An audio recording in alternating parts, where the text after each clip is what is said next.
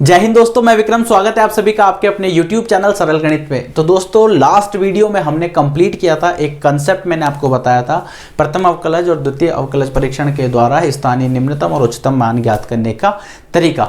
और इस वीडियो में हम कवर करेंगे उस पर बेस्ड क्वेश्चन। तो बिना कम समय गवाए चलिए शुरू करते हैं। देखिए, सबसे पहले हम बात करते हैं प्रश्न संख्या 3 का पहला भाग, यानी प्रश्नावली जो आपके पास 6.5 है वो हम कर रहे हैं। पहला और दूसरा भाग हम कर चुके हैं, तीसरे भाग से हम स्टार्ट कर रहे हैं। तो यहाँ पर आप देखिए f(x) बराबर आपको दे रखा है x²। तो दो तरीके हैं, आपको करना क्या है, इस क्वेश्चन के अंदर आपको स्थानीय निम्नतम या उच्चतम मान जो है वो ज्ञात करना है। लेकिन कैसे करेंगे, दो तरीके मैं आपको बता चुका हूं। देखिए, सबसे पहले आपको दिया गया है फलन, सिंपल वही सेम प्रोसेस जो हमने अप्लाई किया था। उस वीडियो को अगर आपने नहीं देखा हो तो वो नोट्स जो हैं उस वीडियो को देख के अपने नोट्स बना लीजिए और उसके बेसिस पे इन क्वेश्चंस को कीजिए, इजीली सॉल्व हो जाएंगे। यहां पर देखिए, अगर हम बात करें f(x) बराबर x², तो सबसे पहले हम क्या करते हैं, पहले स्टेप में f' निकाला तो कितना आएगा 2x। फिर उसके बाद क्या करते हैं, f' को 0 के बराबर रखा तो ये 2x बराबर कितना आ गया 0, यानी x बराबर कितना आ गया 0। x बराबर 0 क्या है, स्थानीय निम्नतम बिंदु आपको पता लग गया यहां पर। अब हम क्या करेंगे, इसका डबल-x कर लेंगे। ये थोड़ा सा इजी प्रोसेस होता है। डबल बार जब हम अवकलन करते हैं, दूसरी बार जब हम अवकलन करते हैं तो वो क्या है, आपके पास आंसर जल्दी आएगा इसका। तो f'(x) करने पर आपको कितना प्राप्त हुआ 2। ये 2 क्या है, धनात्मक। धनात्मक इसका मतलब क्या हुआ, निम्नतम, स्थानीय निम्नतम। स्थानीय निम्नतम आपको प्राप्त हुआ। अब स्थानीय निम्नतम है तो उसके लिए निम्नतम मान भी निकालना पड़ेगा। निम्नतम मान निकालने के लिए हम क्या करेंगे, x बराबर 0 जो आपने निकाला है उसको उस फलन में रख दीजिए। तो f इस फलन में 0 रखा आपने तो आपके पास आ जाएगा 0। तो ये क्या है, स्थानीय निम्नतम मान f(x) यानी कि x का मान 0 रखने पर f(0) बराबर कितना प्राप्त हुआ 0, जो कि है स्थानीय निम्नतम मान। यहां तक ठीक क्लियर। और ये क्या था आपके पास, स्थानीय निम्नतम बिंदु। ये स्थानीय निम्नतम बिंदु और उस पर जो मान होगा वो कितना होगा 0। इसी तरह से इसका तीसरा वाला भाग देखिए, और इंपॉर्टेंट भी, एग्जाम में भी बहुत बार पूछा गया है, इसलिए थोड़ा सा ध्यान से देखिएगा। सेम प्रोसेस जो आपने यहां पर फॉलो किया है वही प्रोसेस मैं यहां पर भी फॉलो करूंगा। ध्यान से देखिएगा, f(x) बराबर sin x plus cos x है और यहां पर x का जो मान है वो 0 से π/2 के बीच में। तो हम क्या करेंगे, सबसे पहले हमने f'(x) निकाला। ध्यान से देखिएगा, sin x का कितना होता है cos x और cos x का कितना होता है माइनस sin x।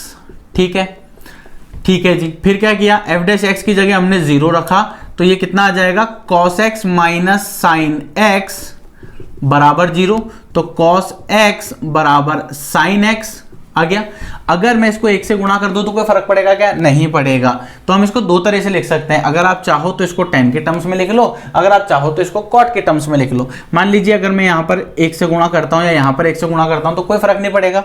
इस cos को अगर इधर लेके आ जाऊंगा तो ये आ जाएगा tan x बराबर 1। अब tan का मान 1 कब होता है, 45 पर। तो मैं इस 1 को क्या लिख सकता हूँ, tan 45। 45 का मान कितना होता है, π/4। 45 को हम क्या लिखते हैं, π/4। ये tan से ये tan कट गया तो x बराबर कितना आ गया, π/4। ये आपको बिंदु प्राप्त हो गया। अब हम क्या करेंगे, इसका डबल-डैश कर निकालते हैं, यानी कि दूसरी बार इसका अवकलन करते हैं।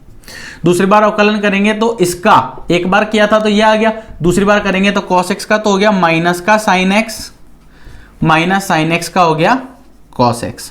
यहां तक क्लियर।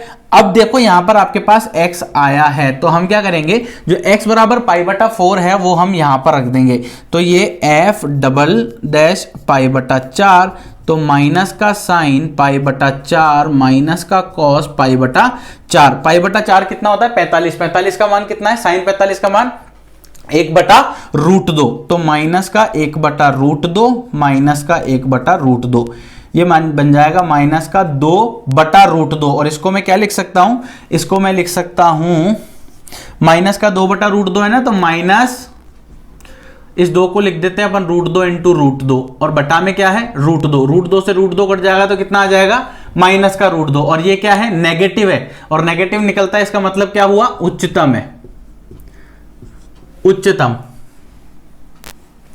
अब इसका स्थानीय उच्चतम मान निकालते हैं। पता तो लग गया उनके फलन जो है आपके पास क्या है, उच्चतम है। उच्चतम है तो उच्चतम मान निकालने के लिए हमको क्या करना पड़ेगा, उच्चतम मान के लिए हम क्या करते हैं, x बराबर आपने जो भी मान निकाला है उसको फलन में रख दीजिए, इस वाले फलन में। तो x बराबर π/4 रखने पर यह बन जाएगा sin π/4 plus cos π/4। Sine pi बटा 4 कितना होता है 1/√2 और ये कितना होता है 1/√2। तो ये बन जाएगा 2√2/2 और इसको मैं लिख सकता हूं √2 गुणा √2 बटा √2। √2 से √2 कट जाएगा तो √2 आपका आंसर आ जाएगा। उम्मीद करता हूं आपको समझ आएगा। वापस देखिए 3 स्टेप अगर आप ध्यान रखते हो तो आप इन क्वेश्चंस को इजीली कर सकते हो। पहला f' निकालो, फिर उसको 0 के बराबर रख के x का मान निकालो, ये पहला स्टेप हो गया। दूसरे स्टेप में हम क्या करते हैं, दूसरे स्टेप के अंदर हम उसका डबल डिफरेंशिएशन करते हैं और पता लगाते हैं कि फलन निम्नतम है या उच्चतम है। ठीक है, जब दोनों स्टेप पता लग गए तो तीसरा स्टेप क्या है, जो x बराबर आपने मान निकाला है उसको फलन में रख दो। इससे पता लग जाएगा कि फलन का जो मान है उच्चतम होगा या उच्चतम या निम्नतम पे जो मान है वो कितना होगा, उससे हम तीसरे स्टेप में पता कर लेंगे। यहाँ पर भी हमने यही कंसेप्ट अप्लाई किया है। उम्मीद करता हूँ आपको समझ आया होगा। वीडियो पसंद आया तो like subscribe share and comment करना ना भूलें। आइए दोस्तों बात करेंगे इसके नेक्स्ट क्वेश्चन की। नेक्स्ट क्वेश्चन है आपके पास कि f(x) बराबर sin x minus cos x और यहाँ पर x का जो मान है वो 0 से 2π के बीच में आ रहा है, यानी कि 0 से 360 के बीच में आना चाहिए। ध्यान से सुनिएगा, 3 स्टेप, वही पहला स्टेप हमने किया। सबसे पहला स्टेप क्या है, f' निकाल लीजिए। तो ये sin x का कितना होता है cos x और ये cos x का कितना होता है माइनस का sin x, तो मैं इसको प्लस कर रहा हूँ। ठीक है, sin x का cos x हो गया, इसका माइनस sin x होता है इसलिए मैंने इसको प्लस कर दिया। फिर हम क्या करते हैं, f' को 0 के बराबर रखते हैं, तो यानी कि cos x plus sin x बराबर आपने 0 के बराबर रख दिया। अगर मैं इस टर्म को यहां पर ले जाऊंगा तो ये cos x बराबर माइनस का sin x हो जाएगा। ठीक है, cos को ले जाओगे तो cos का हो जाएगा और इधर इधर अगर आप sin को लेके जा रहे हो तो sin का हो जाएगा। ठीक, सेम इसको अगर मैं यहाँ भेजूँ या इसको यहाँ भेजूँ, दो में से कोई भी प्रोसेस कर लूँ, अगर इसको यहाँ भेजूंगा तो tan आ जाएगा और इसको इधर भेजूंगा आपके पास तो cot आ जाएगा। जैसे मान लो sin को नीचे भेजा तो cos बट्टा sin कितना होता है cot, और अगर cos को नीचे भेजा तो ये sin बट्टा cos कितना होता है tan। तो दोनों टर्म्स में आप जिसमें भी आपको कंफर्टेबल हो आप उससे सॉल्व कर सकते हो। तो मैं लिख रहा हूँ tan x बराबर -1। अब यहाँ पर है ना क्वेश्चन थोड़ा सा आपको लॉजिकली सोचना है। कैसे वो देखिए, ये मैंने लिखा है यहाँ पर tan x, ये माइनस, अब ये जो 1 है इसको मैं लिख सकता हूँ tan 45, क्योंकि tan 45 का मान कितना होता है 1। अब यहाँ से आपकी थोड़ा सा प्रीवियस ईयर यानी कि आपकी पिछली कक्षा में याद कीजिए कि tan का मान जो है वो ऋणात्मक कब कब होता है। तो तीसरा और चौथा चतुर्थांश ऐसा है, दूसरा और चौथा चतुर्थांश ऐसा है जिसके अंदर tan का मान जो है वो ऋणात्मक होता है। तो क्यों ना इसको मैं ऐसे लिख सकता हूँ tan x बराबर tan 180 माइनस 45, दूसरे चतुर्थांश में आ जाएगा। 180 माइनस x जो है आपके पास दूसरे चतुर्थांश में आता है और 180 पे फलन का मान चेंज भी नहीं होता, यानी कि इसको मैं ऐसा लिख सकता हूँ। अब tan से tan कट जाएगा तो यहाँ पर x का मान कितना आ जाएगा, x का मान आ जाएगा 180 में से 45 माइनस कर दो, 10 में से 5 गया 5, ये बचेगा 7, 7 में से 4 गया 3 और ये 1 ऐसा का ऐसा आ गया। ठीक है, 135 डिग्री, क्या 135 0 से 360 के बीच में आता है, इसलिए इसको हम ले सकते हैं। ठीक है, 135 को और क्या लिख सकते हैं, या तो 135 लिखें। अब आपको पता होगा कि 1 डिग्री बराबर होता है पाई बटा 180। ठीक है, तो 135 डिग्री बराबर कितना होगा 135 गुणा पाई बटा 180। 5 से इसको काट लो, 5 दूनी 10, 3 और 5, 5 सत्ते 35, 5 दूनी 5 तिया 15 और 3 18, 3 और 0 5 छंग 30, फिर 3 नाम 27, फिर 3 से ये कट जाएगा, 3 एकम 3, 3 दूनी 6, 3 से ये कट जाएगा 3 बार और 3 से ये कट जाएगा 4 बार, तो ये आ जाएगा 3 पाई बटा 4। इसका मतलब ये हुआ, या तो हम इसको ये लिखें या हम इसको लिखें 3 पाई बटा 4। ठीक है, ये आपके पास x का एक के लिए आया, लेकिन इसने कहा कि 0 से 2 पाई के बीच में, यानी कि एक मान और हो सकता है। अब वो मान निकालने का लिए तरीका क्या है, दूसरा वाला क्या है कि आपके पास जो tan x है इसको -45 को मैं ऐसा भी तो लिख सकता हूं ना, tan 360 तीसरे चतुर्थांश के लिए, चौथे चतुर्थांश के लिए 360 माइनस 45, ऐसा भी तो लिख सकता हूं, दोनों का मान एक ही है। और यहां से अब आप देखो तो ये आ जाएगा tan x बराबर tan 10 में से 5 गया 5, 5 में से 4 गया 1 और ये आपके पास आ जाएगा 315। ठीक है, 315, तो x का मान कितना आ गया 315। डिग्री, 315 डिग्री, यहाँ पर भी ये ध्यान रखना है डिग्री है। अब बात आती है कि इसको पाई में कन्वर्ट करने की, तो पाई में कन्वर्ट करने के लिए देखो वही सेम पाई बटा 180 और यहाँ पे लिख दीजिए 315, 5 तिया 15, 3 और 0 5 छंग 30, 5 छंग 30, 5 तिया 15। ध्यान से अगर आप देखो तो ये आपके पास किससे कट जाएगा, 9 से कट रहा है, 9 सत्ते 63, 9 चौक 36, तो 7 पाई बटा 4 मैं लिख सकता हूँ, 7 पाई बटा 4, या इसको इस तरह से लिख सकते हैं 7 पाई बटा 4। ये दो मान पता लग गए। अब बात आती है डबल डैश एक्स की, यानी कि एफ डबल डैश एक्स निकालना है। एफ डबल डैश एक्स निकालने पर आपको पता पड़ेगा कॉस एक्स का तो होता है माइनस का sine x, plus sine x का कितना होता है कॉस एक्स। अब चूंकि यहां पर x आ रहा है तो हम इनके मान रखेंगे, जो दो मान अभी आपने निकाले। तो एक बार तो हम रख के देखते हैं 3 पाई बटा 4, यानी कि माइनस का साइन 3 पाई बटा 4 कॉस 3 पाई बटा 4, ठीक है। इसको अगर आप सॉल्व करोगे तो minus sine pi minus pi बटा 4 plus cos pi minus pi बटा 4। हल करो, 4 में से 1 पाई गया तो 3 पाई बटा 4 आ जाएगा। अब पाई माइनस पाई बटा 4 है, यानी कि 180 माइनस थीटा है, और 180 में से थीटा माइनस कर रहे हैं तो इसका मतलब दूसरे चतुर्थांश में आएगा। दूसरे चतुर्थांश में साइन जो है वो पॉजिटिव होता है, तो ये एज इट इज रहेगा। तो मैं इसको लिख सकता हूँ माइनस का साइन पाई बटा 4, और ये कितना हो जाएगा, कॉस क्या होता है दूसरे चतुर्थांश में ऋणात्मक, तो माइनस का साइन पाई बटा 4। यहाँ तक समझ में आ रहा है, माइनस का कॉस, कॉस पाई बटा 4, तो माइनस 1 बटा रूट 2, माइनस 1 बटा रूट 2, इसको मैं लिख सकता हूँ माइनस 2 बटा रूट 2, और इसको लिख सकता हूँ माइनस का रूट 2। ये आपके पास डबल डैश एक्स आ गया। अब हम क्या करेंगे, यहाँ पर आप देखिए एक पार्ट मैंने इसका निकाला, और ये कितना आ रहा है आपके पास, एफ डबल डैश एक्स जो है आपके पास आ रहा है माइनस का रूट 2, यानी कि नेगेटिव है, ऋणात्मक है। ऋणात्मक है तो मान कितना होगा इसका, उच्चतम।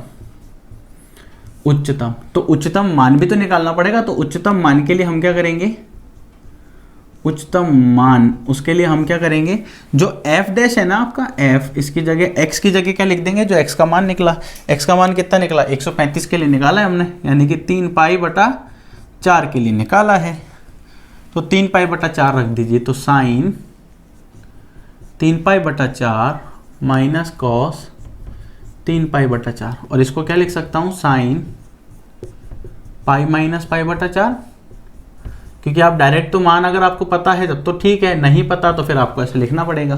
तो साइन 180 माइनस, तो साइन पाई बटा 4 हो जाएगा, माइनस ये कितना हो जाएगा, कॉस आपके पास आ जाएगा 180, तो ये प्लस का हो जाएगा पाई बटा कॉस पाई बटा 4। पाई बटा 4 कितना होता है, 1 बटा रूट 2, ये कितना होता है 1 बटा रूट 2, दोनों को जोड़ेंगे तो 2 बटा रूट 2, जो कि होता है रूट 2। तो आप क्या कह सकते हो कि ये जो बिंदु है ना x बराबर 3 पाई बटा 4, इस बिंदु पर फलन का उच्चतम मान जो है वो रूट 2 होगा। तो ये मैंने इसका एक पार्ट किया है, एक पार्ट आप खुद ट्राई करोगे, और इस बार दूसरे वाले पार्ट में आपको x की जगह क्या लिखना है, यानी ये तो एज इट इज उतारना है यहाँ तक का, यहाँ पर इसकी जगह आपको 7 पाई बटा 4 लिखना है, और कमेंट सेक्शन में बताना है कि आपका आंसर कितना आया, उच्चतम आया या निम्नतम आया। उम्मीद करता हूँ आपको समझ आया होगा। अगर वीडियो में किसी भी प्रकार की आपको प्रॉब्लम आ रही है, कोई क्वेश्चन समझ में नहीं आ रहा है, कंसेप्ट क्लियर नहीं हो रहा है, कमेंट सेक्शन में बता सकते हो, या आप मुझे व्हाट्सअप कर सकते हो। मेरा व्हाट्सअप नंबर स्क्रीन पर आ रहा होगा, ठीक है। वापस मैं बता देता हूँ, एफ एक्स आपके पास ये फलन दे रखा है, इस फलन का आपने अवकलन किया तो साइन एक्स का किया, कॉस एक्स आ गया, यहाँ तक क्लियर। फिर कॉस एक्स का किया तो माइनस साइन एक्स आया, और माइनस का साइन एक्स, और ये कितना हो जाएगा, प्लस, माइनस माइनस प्लस होता है।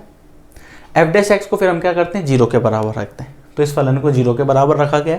यहाँ से मैंने साइन को यहाँ पर भेज दिया, और साइन को यहाँ पर भेजने से हुआ क्या, ये माइनस का हो गया। जब ये माइनस का हो गया तो अगर कॉस एक्स बराबर कितना है, माइनस साइन एक्स, तो टेन एक्स बराबर माइनस 1 हो गया। अब इस माइनस 1 है, यहाँ माइनस को छोड़ दो, इस x को 1 को मैं क्या लिख सकता हूँ, tan 45, और tan 45 ऋणात्मक कब कब होता है, दूसरे चतुर्थांश में और चौथे चतुर्थांश में। तो ये दूसरे चतुर्थांश के लिए हम इसको इस तरह लिख सकते हैं और चौथे चतुर्थांश के लिए इस तरह लिख सकते हैं। इन दोनों का मान निकाला, एक बार आया 135 डिग्री जिसे हम 3π/4 भी कहते हैं, और दूसरा आया 315 डिग्री जिसे हम 7π/4 भी कहते हैं। यहाँ तक का क्लियर। फिर हमने क्या किया, f"x निकाला। f"x निकालने से ये आपके पास f' आया, cos x का माइनस sin x होता है और sin x का cos x होता है, ये रहा, ठीक है।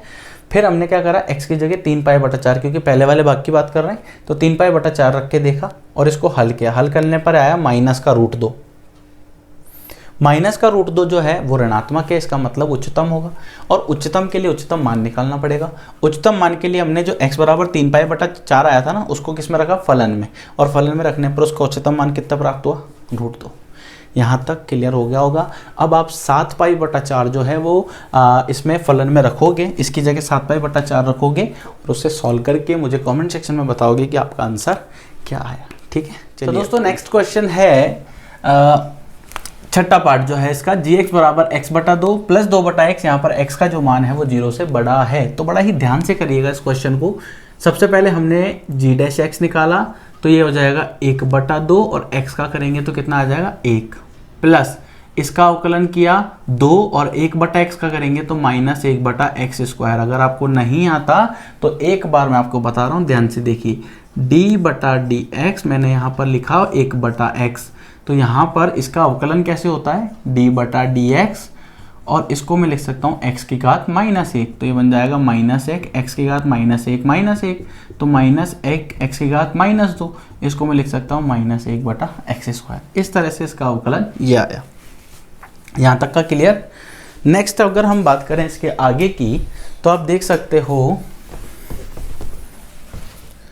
ये आपके पास आया था g'(x), ठीक है। अब अगर हम g'(x) को 0 के बराबर रखेंगे तो ये 1/2 आ जाएगा, ठीक है, ये आ जाएगा -2/x² बराबर 0। इसको यहाँ पर ले जाइए, इस टर्म को यहाँ पर ले जाइए, तो 1/2 बराबर 2/x²। इसको यहाँ ले जाइए तो ये x² हो जाएगा, और इसको यहाँ ले जाओगे तो ये 4 हो जाएगा। तो x का मान आ जाएगा +-2, यानी कि प्लस का 2 और माइनस का 2। चूंकि क्वेश्चन में दिया गया है कि x का मान जो है वो 0 से बड़ा होना चाहिए, तो -2 को तो हम लेंगे नहीं, ये तो हट गया, बचा कितना, +2। तो इसका मतलब हुआ कि x बराबर अब हम क्या ले सकते हैं, x बराबर हम ले सकते हैं 2, ठीक है। फिर क्या करते हैं, हम $x निकालते हैं। तो $' निकालोगे इसका, तो ध्यान से देखना, ये तो हो गया पहला भाग 0, दूसरे वाले भाग में ये 2 आ गया, इसको हम माइनस का लिख लेते हैं, ठीक है, माइनस को बाहर निकाल के, तो 1/x² है, तो ऊपर आके कितना बन जाएगा, -2। अब यहाँ पर अगर आप देखो, मैं इसको इस तरह से लिख रहा हूँ, -2, अब ये ऊपर जाके -2 बन जाएगा, तो x की घात अगर -2 है और इसका अवकलन करना है तो ये कितना आएगा, nx n-1, तो -2x की घात -3, या लिख सकता हूँ -2/x की घात 3, ठीक है।